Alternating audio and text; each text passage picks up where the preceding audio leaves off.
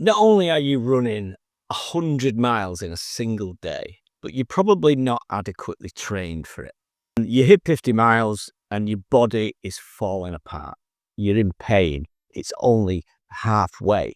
And that is going to give you a really great idea of just how much pain is coming your way. What do? Your body's broken, it's falling apart, and things are only going to get worse. My name's Michael Dawson. Welcome to Quit Your Diet, Think to Shrink. And if you're done with yo-yo diets, calorie counters, meal plans, then you're in the right place, because I'm going to show you how to build a 14-day plan to quit your diets forever.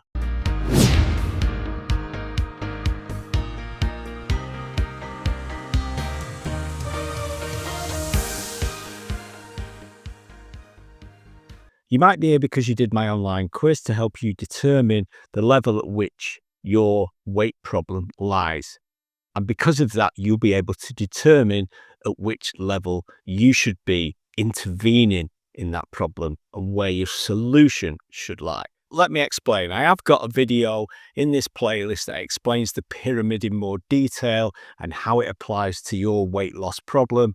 Please note, I'm saying weight loss problem, not weight. Those are two very different things. Just for clarity, here's a brief overview of how the pyramid works. All credit for this to the genius of Robert Dilts, who applies this NLP theory to thinking about how we make change and how we approach solutions. It's an absolutely genius idea that I've taken, stolen, and adapted into what we're going to do. We can break any attempt at change into 4 or 6 levels. For the sake of this video, we're going to use 4 levels. There is a more detailed video on this called The 4 Levels of Change. You can watch that by clicking in this playlist. But simply put, we have to imagine a pyramid, and we're going to attempt to place our weight problem and a solution on one of the rungs of the pyramid. And what this tells us is that to be effective, an intervention, and whatever that might be, a solution to your problem, has to be at the same level or higher on this pyramid. So just quickly, and there is a more detailed video on this, here's the levels again for clarity. At the bottom level, there's environment. That's your surroundings, everything around you. Behavior is the next one, and above that you've got capabilities. That is your knowledge of what it is you're trying to do or not do. And then above that, I've grouped together for ease beliefs and identities. This is you as a person internally, and this is a combination of the top 3 levels that tell who you are. So there you go. And in this video we're going to be talking about capabilities or knowledge. Okay, so you can watch the other videos in the playlist to find out more if you found yourself at a slightly different level. But capabilities is knowledge, and in weight loss, you might naturally assume that we'll be talking about nutrition, macros, foods, diet plans, but I don't really have any interest in those kinds of things, because my book and course are about the higher levels. The top level, it's all internal. Diets and meal plans and all that kind of thing are simply kind of symptoms lower down the pecking order. Instead, I want to talk about capabilities from a point of view of knowledge. And I want to talk to you about the little robot. It's called the little robot that we have inside our minds. And it's probably subconscious to most of us, but it's a powerful voice that talks to us constantly and will probably be talking to you throughout this video, because it never shuts up. At the risk of sounding like some kind of motivation guru, but what if you were actually better, stronger, and more capable than you actually believe? Now, not because I stand on a chair and say, and shout at you and tell you that's the truth, but because your little robot keeps these things from you. One of the privileges of the work that I do is working with so many of my clients and seeing through their resistance and their resilience and their strengths that they don't see. Let me tell you about one client in particular, and this is typical. Alcoholic husband, 3 jobs, 2 kids to raise. he would go out, he would drink, and he would spend all the money. However, she held it all together. It was all working, the kids were doing well, and I was humbled because she comes to me for help. You think, wow, this is amazing how you're holding this together. You're not letting it get worse. You manage it. And as we talk about these things and we talk about those strengths, you see the eyebrows raised. You see her feel a little bit better about herself, because it's as if these things are all hidden inside a vault inside of us. And I think we're all the same.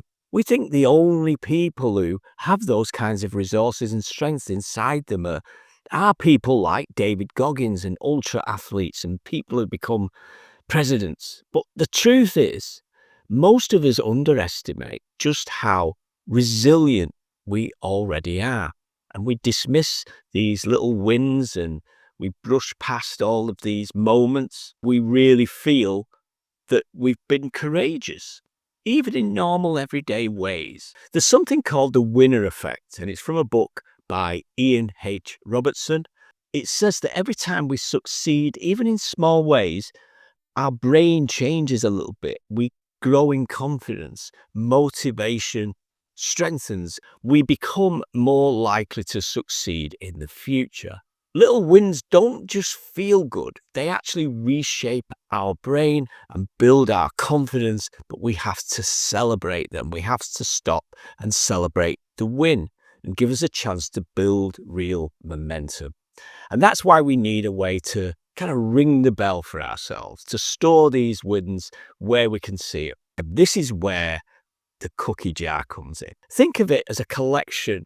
Every time you push through, every moment you didn't quit, it's a collection of those moments to remind you. And the more you fill it in, the stronger you become.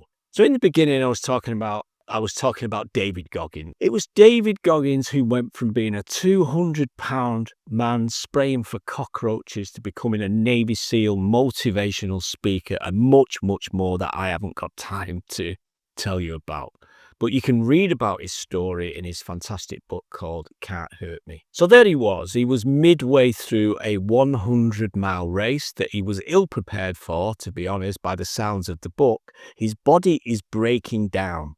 That's when he talks about his cookie jar. It's a place in his mind where he keeps his wins, his successes, the times he pushed through in the past, the times he got it done when he didn't want to.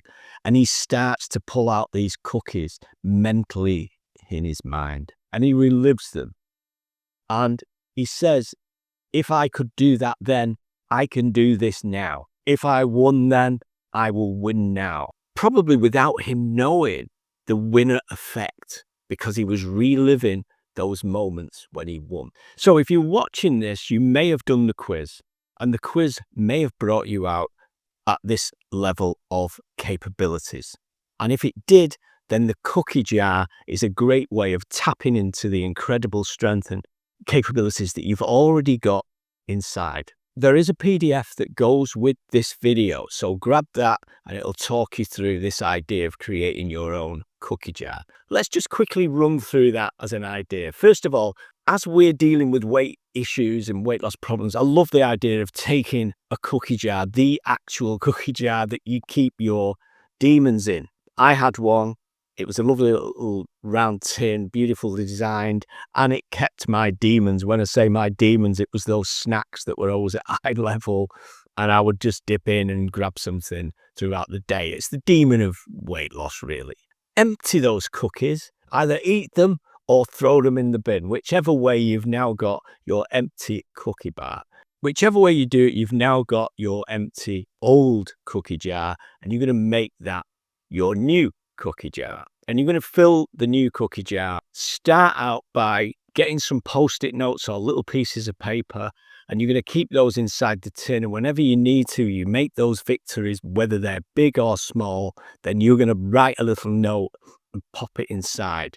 And you're going to start a whole collection of these challenges that you overcome, moments when you were kind to others when maybe you might not have been, achievements you were proud of, times you kept going when it was really, really tough, compliments, positive feedback you either gave or received. In a house full of people, this can be a thing, a privacy issue, but you can use little drawings, you know, a little drawing of a heart, a little drawing of a book, whatever is symbolic to you.